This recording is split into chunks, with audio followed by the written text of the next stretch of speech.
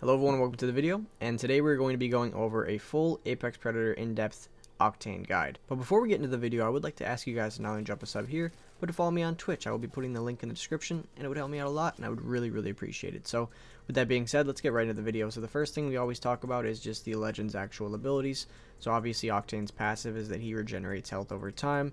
His tactical is called the Stim. He gains a little bit of a bonus movement speed for the cost of a little bit of health. And then his ultimate is obviously a jump pad. So Octane is actually a very good legend right now in Apex. So there's really not much to say about his passive, because it is one of the most straightforward passives in the game. It just regenerates your health. There's no tips that really go around the passive, so there's really nothing to say about it. So I want to talk a little bit about Octane's tactical, because there are a few different things that you could be doing that will help you out a little bit. So Octane's a little bit of a weird character just because there's not exactly like definitive uses like Wraith or other legends like Ashe, where you know their abilities are very useful in certain situations. He's kind of more of like a you need to be using his abilities at all times. So one of the tips I have for Octane's Stim is the fact that it actually increases your hipfire spray a little bit, and since you're moving a lot faster, it also makes your strafe much better. So for this reason, if you stim right before going into a fight, you're going to be at a pretty big advantage just because you're going to be moving much faster, and your hipfire spray, which the hipfire in this game is already very good, the hipfire spray is even better, which will give you an edge, especially if you're using weapons like the flatline. Octane was actually the legend that I was able to drop a 20 bomb in pred lobbies with.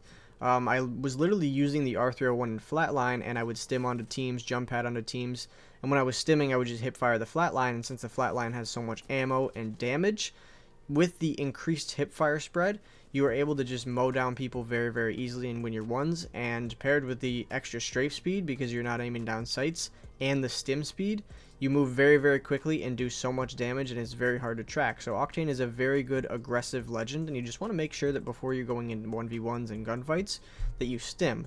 However, it is important to note that you don't want to stim if you are below, I would say, 70% health. If you are below that mark, you don't want to stim, because then it could be potentially dangerous, because if you have a purple shield and you stim at 70 health, you'll now be at about 150 health, which is literally gray armor. So you don't want to stim yourself to death. You just want to be mindful of how much you should be stimming and let your health regenerate a little bit so that you don't kill yourself from the damage that you take from the actual stim. So I do recommend going into fights while stimmed, but don't overdo it. You don't want to stim more than 2 times in a row, because it could literally kill you.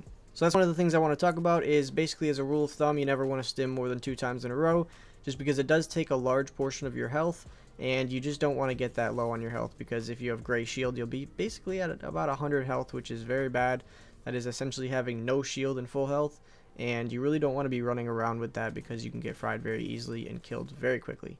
So another tip I have for you guys for Octane Stim is the fact that he can actually cancel most stuns in the game, and he can pretty much stim directly through Watson fences. So basically, if you get hit by a Bangalore ult or a Gibby ult or literally anything that can stun you, Arc Star, if you just stim right after, it will completely remove the stagger debuff or the stun debuff, and you'll be able to go at full speed again. So this is important to recognize if you get hit and caught in like a Bangalore ult and you know they're going to push. Bangalore ult stuns last forever, so if you could just stim out of there and throw a pad, you'll literally be perfectly fine. And that's just something to keep in mind, especially because a lot of the stuns in this game in the CC can be very overwhelming and get you killed. So it's actually a really good technique that not a lot of people realize or use, and if you utilize it, you will see a lot of success.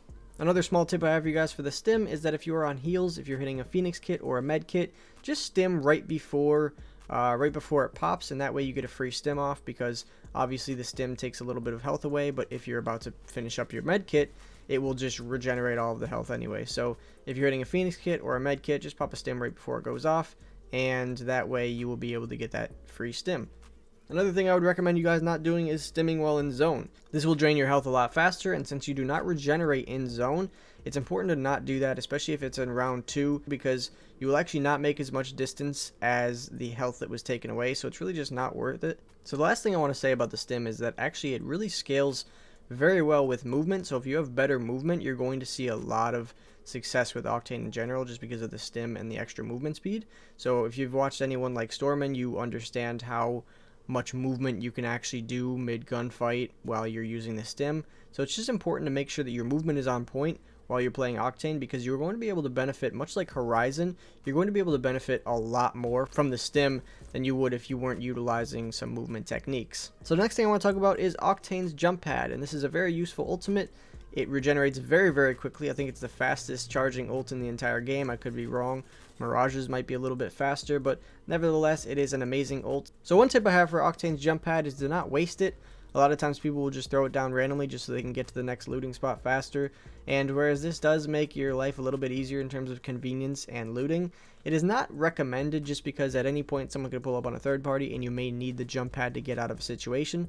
So a lot of times I will keep the jump pad on me just in case I get shot at, or I accidentally run into an entire enemy team, and that way I can just throw it at my feet and bounce pad out and get back to my team. And that brings me to my next point, is that Octane's jump pad is an amazing ultimate for rotating.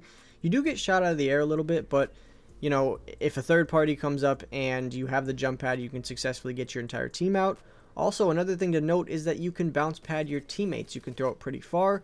So you can bounce pad your teammates if they are downed. You can bounce pad them out and potentially save their life and res. So you just want to make sure that you're being mindful of the uses of the jump pad, because it is actually a very good ultimate, especially for being a good teammate.